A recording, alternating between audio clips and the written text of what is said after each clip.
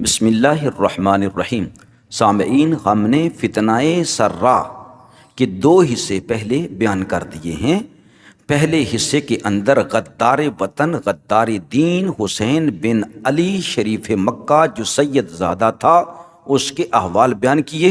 دوسرے پارٹ میں عبدالعزیز بن عبد الرحمن وہابی تحریک کے بانی کے بارے میں ہم نے بیان کیا کہ کس طرح انہوں نے انگریزوں کے ساتھ اور یہودیوں کے ساتھ مل کر غداری کی ترک حکومت کے ساتھ۔ اور آج ہم اس فتنہ سرا کا تیسرا پارٹ آپ لوگوں کے سامنے بیان کر رہے ہیں۔ تیسرا رازداری والا واقعہ مصطفیٰ کمال پاشا غدار وطن اور امت مسلمہ کا بہت بڑا غدار اور بہت بڑا دشمن دین مصطفیٰ کمال پاشا آتا ترک۔ سامعین، آخری اسلامی خلافت یعنی ترکوں کی حکومت کے زوال کے اسباب اگرچہ اور بھی تھے، مگر صلیبی اور صہیونی طاقتوں کی ریشہ دوانیاں اور دشمنان اسلام یہود کی سازشیں عثمانی خلافت کے خاتمہ کے لیے سر فہرست اور بنیادی اہمیت رکھتی ہیں۔ اسی یہود و نصارہ نے شریف مکہ حسین بن علی کو غدار دین اور غدار وطن بنایا، اور انہی کی وجہ سے عرب ملک کے اندر فتنہ وہابیت نے سر اٹھایا، جو بعد میں آ کر بہت بڑی تحریک بن گئی۔ آخر کار انہوں نے حجاز مقدس پر انگریزوں کی وجہ سے قبضہ کر لیا۔ یہودیوں نے ایک طرف خلافت دشمن تحریکوں کو ابھارا اور اسلام کے جھنڈے تلے جمع ہونے کی بجائے نسل اور قوم کے نظریوں کو فروغ دیا، دوسری طرف ان یہودیوں نے عثمانی حکومت پر اندر سے حملے شروع کر دیے۔ نسل، تہذیب، آزادی، بھائی چارہ اور مساوات کا زبردست پروپیگنڈا کر کے ترکوں کو اسلام سے منحرف کرنے میں مصروف ہو گئے۔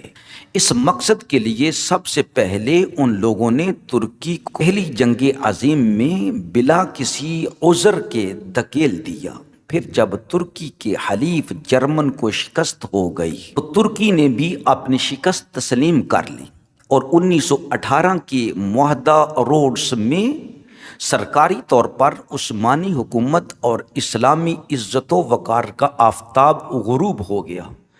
پہلی جنگ عظیم میں ترکی کی شکست تسلیم کر لینے کے بعد یورپی ممالک نے اس کی مملکت اور علاقوں کو آپس میں تقسیم کرنا شروع کر دیا۔ اس کے بعد انہوں نے جدید ترکی کی تعمیر کے لیے ایک ایسے شخص کو منتخب کیا جو یہودی تھا۔ اس بدبخت اور غدار کا نام مصطفیٰ کمال پاشا تھا۔ جب خلافت بہت کمزور ہو گئی تو اس یہودی مصطفیٰ کمال نے آخری عثمانی خلیفہ عبدالحمید خان کو ملک میں جمہوری حکومت کا اعلان کرنے پر مجبور کر دیا۔ اس کے بعد نام نہاد قومی جمعیہ کی طرف سے مصطفیٰ کمال پاشا یہودی کو سربراہ مملکت منتخب کر لیا گیا، اور اسے آتا ترک کا خطاب دے دیا، جس کے معنی ہوتے ہیں ترک قوم کا باپ۔ اقتدار حاصل کرنے کے صرف 6 ماہ بعد کمال یہودی نے اسلامی خلافت کے خاتمے کا اعلان کر دیا، اور پھر 3 مارچ 1924 کو مسلمانوں کے آخری خلیفہ کو ملک سے باہر نکال دیا گیا۔ عثمانی خلافت کا خاتمہ کا مطلب یہ تھا کہ اس یہودی کو مکمل آزادی مل چکی ہے۔ اب کمال آتا ترک کو وہ تمام اقدامات کرنے آسان ہو گئے جس کے ذریعے ترکی قدامت پرستی کے غار سے نکل کر جدید تہذیب و تمدن کا علمبردار بن گیا، یعنی کفریہ نظام میں رچ بس گیا۔ مصطفیٰ کمال پاشا آتا ترک یہودی نے ترکی کو جدید ترکی بنانے کے لیے جو اقدامات کیے، ان کی تفصیل یہ ہے کہ اقتدار پر بلا شرکت غیر قابض ہوتے ہی اس نے سب سے پہلے عربی زبان اور اس کے رسم الخط پر پابندی لگا دی۔ اس طرح قرآن مجید بھی اپنے پاس رکھنا وہاں جرم ہو گیا، اوقاف کو ختم کر دیا گیا، مساجد میں تالے لگا دیے، پورے ملک میں اسلامی قوانین کو معطل قرار دیا۔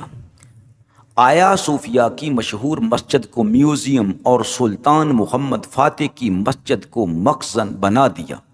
ترکی ٹوپی کی جگہ ہیٹ کو رواج دیا گیا، زبردستی انگریزی لباس جاری کیا گیا، نصاب تعلیم سے عربی و فارسی زبان کو بالکل نکال دیا گیا، یورپ کی سیکولر تعلیم کو پورے ترکی میں رائج عام کیا، اور یہ تعلیم ٹیکنالوجی کے میدان میں اختیار نہیں کی جس سے مسلمان سائنسی میدان میں ترقی کر سکتے، بلکہ محض لسانی، ادبی اور دینی میدان میں یورپ کی تعلیم کو روک دیا۔ اس طرح یہود کی کوشش اور ریشہ دوانیوں کے نتیجہ میں ترکی کو زوال ہوا اور پھر اس کے بعد سے آج تک نہ سنبھل سکا۔ ترکی کے بعد پورا عالم اسلام یکے بعد دیگرے زوال کا شکار ہوتا چلا گیا، اتحاد اور وحدت اسلامی کے رشتے کمزور پڑنے لگے۔ اس زوال اور ادبار سے عرب بھی محفوظ نہ رہ سکے۔ اس طرح فتنہ سرا رازداری اور غداری سے امت میں داخل ہوا، اور اگر لفظ سرا کو سرور سے نکالا ہو، تسلیم کیا جائے تو اس کا مطلب ہوگا خوشحالی اور سرور کا فتنہ۔ خوشحالی کا فتنہ کی ابتدا کچھ اس طرح سے ہوئی کہ جب خلافت عثمانیہ کو گرانے میں شریف مکہ اور آل سعود کا کردار ادا ہوا، اور شریف مکہ کو تو انگریز نے دھوکہ دیا، لیکن آل سعود کو انگریز نے حکومت پر بٹھا دیا، چنانچہ آل سعود کے آنے بعد خوشحالی کا دورہ اور فتنے شروع ہو گئے۔ اس طرح کہ جزیرۃ العرب کے خطے میں تیل کی دولت دریافت ہو گئی، اگرچہ سعودیہ میں تیل 30 کی دہائی میں نکل آیا تھا، جب جدید سعودی عرب کے بانی عبدالعزیز بن عبد الرحمن کا دور حکومت تھا۔ اس کا انتقال 1953 میں ہوا، لیکن ترقیاتی کاموں کی جو رفتار سعود بن عبدالعزیز کے دور میں رہی وہ اس سے پہلے نہیں تھی۔ پختہ سڑکیں تعمیر کی گئیں، صنعتوں کی داغ بیل ڈالی گئی، دمام، جدہ جدید اور نئے طرز پر بندرگاہیں تعمیر کی گئیں، مسجد نبوی شریف اور مسجد حرام میں توسیع کی گئی۔ سعود نے 1957 میں امریکہ کا دورہ کیا اور ملک کے دفاع کو مضبوط بنانے کے لیے امریکہ سے اسلحہ کی خریداری کا معاہدہ کیا۔ اس کا دور حکومت مختصر رہا۔ اس کے بعد شاہ فیصل برسر اقتدار آیا، جس کے دور میں سعودی عرب کی معاشی حالت مزید مستحکم ہو گئی، جس کا عروج 1980 اور 1990 کی دہائی میں اقتصادی ترقی سے نظر آیا، جس کی مختلف صورتیں برج دبئی، برج خلیفہ، برج فیصلیہ، برج عبدالعزیز مکہ میں اور اعلیٰ قسم کے بنگلے اور محلات کے علاوہ ننگے بدن والے عرب بہت قیمتی لباس پہنتے ہوئے نظر آتے ہیں۔ چنانچہ مال کی کثرت کا یہ فتنہ دن بدن بڑھتا جا رہا ہے، اور ہوٹلیں، بلند بالا عمارتیں، انٹرنیٹ، نئی نئی سڑکیں، آرام دہ مکانات، ایئر کنڈیشنز اور مغربی تہذیب کے VIP جہاز اور قیمتی سامان سعودیہ میں عام ہو گئے۔ ہر ایک مالدار بن گیا اور فتنہ سرا کا نمونہ دنیا کے سامنے آ گیا۔ آج بھی آپ عربوں کی پوشاک اور خوراک، گاڑیاں اور رہن سہن دیکھیں تو آپ کو خوشحالی کا فتنہ نظر آئے۔ یہ ہے فتنہ سرا جو 100 سال سے امت مسلمہ پر چھایا ہوا ہے، اور اسی فتنہ کا ایک نام ملک جبری بھی رکھا گیا ہے، جس میں امت مسلمہ پر پوری دنیا میں ظلم و ستم کیا جائے گا۔